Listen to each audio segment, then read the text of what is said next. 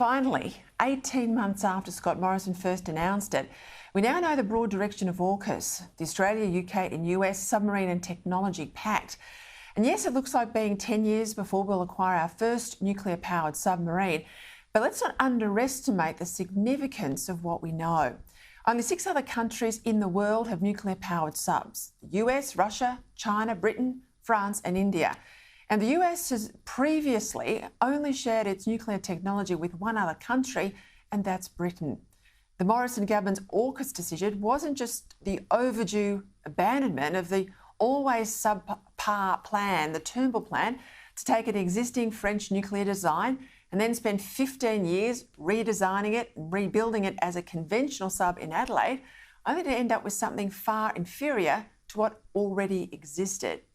That's why abandoning the French sub option was the right decision in defence terms, but also a sign that Australia, through AUKUS, was finally deciding we're going to be a grown-up country and determined to play a leading role in the struggles of our times.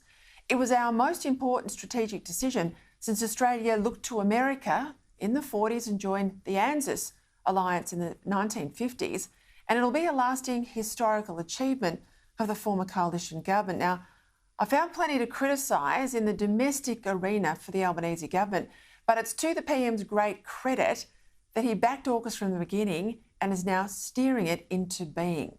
So as things now stand, we'll build nuclear submarine facilities, first at HMS Stirling near Perth, and probably then at Jervis Bay south of Wollongong.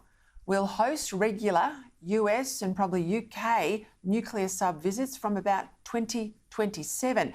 And then starting in about a decade's time, so around 2033, we'll get 3, maybe 5 nuclear-powered Virginia-class submarines from the US, perhaps from a third production line that Australia will help to finance. To understand just how good the US Virginia-class sub is in practical terms, here's the former head of the US Strategic Centre, strategic analyst, Professor Simon Jackman. These machines put the space shuttle in the dirt in terms of their complexity. These are the most complicated machines humankind has ever built, and Australia wants to have operational carriage of 5 of them over the next 15 to 20 years.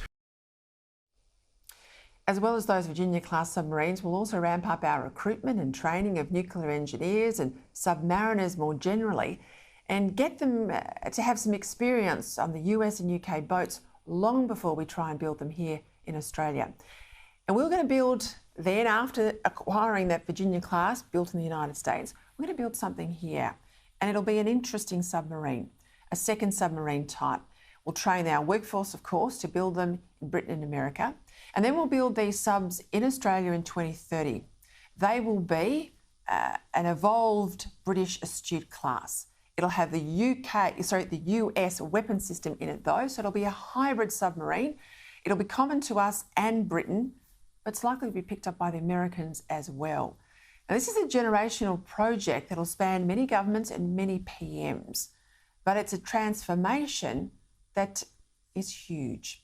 And because it has the strong support of both sides of politics here, in the US and the UK too, it should be able to survive the inevitable changes of government in all 3 countries. Yes, it'll be eye-wateringly expensive, but the defence of the nation can't be done on the cheap. Here's Professor Jackman again. We are talking about a radical overhaul of not just elements of Australia's industrial base, but what it means to be in the Australian Navy is about to change. It means from being something different to what it's meant historically, and we have huge mountains to climb culturally, technically, operationally, in very short order. In the end, the first duty of government is not to run schools and hospitals. It's to preserve the freedom and independence of the Australian nation and to build up the freer world that we want our descendants to live in. Now, get that right and the other important things will follow, but get it wrong, well, that's the unthinkable. In budget terms, even with all the other pressures, we just have to accept as taxpayers that defence spending will be well north of 3% of GDP for the foreseeable future. And that's why getting welfare spending under control is critical, so too making the NDIS sustainable as well as fair. Next week, when the PM arrives in Washington for his summit with the US and UK leaders, we will get the official announcement of this submarine deal. It's there in the media now at the moment, though, and all the finer details. And while it is undoubtedly a good decision, engendering confidence that we can, as a nation, still rise to big challenges, there can be no resting on our laurels.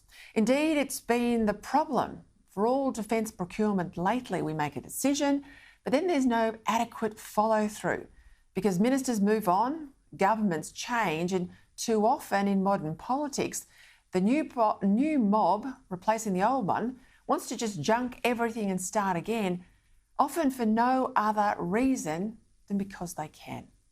With this announcement to move on the US Virginia-class sub and build a new hybrid Astute class here in Adelaide, our strategic heft should be fine by the middle of the next decade, but there's still a few dangerous years we need to get through.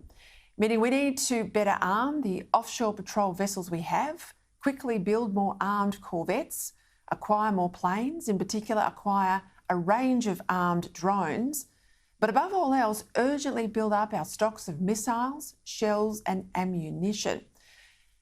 As well as the late great Jim Molan often implored us to do, we must get 90 days worth of fuel reserves onshore in Australia, not sitting in depots on the other side of the Pacific. Because as the Ukraine war has shown us, crises can build up in a matter of months, and nations have to face them with what they have now and then, not what they'd like to have in a few decades' time.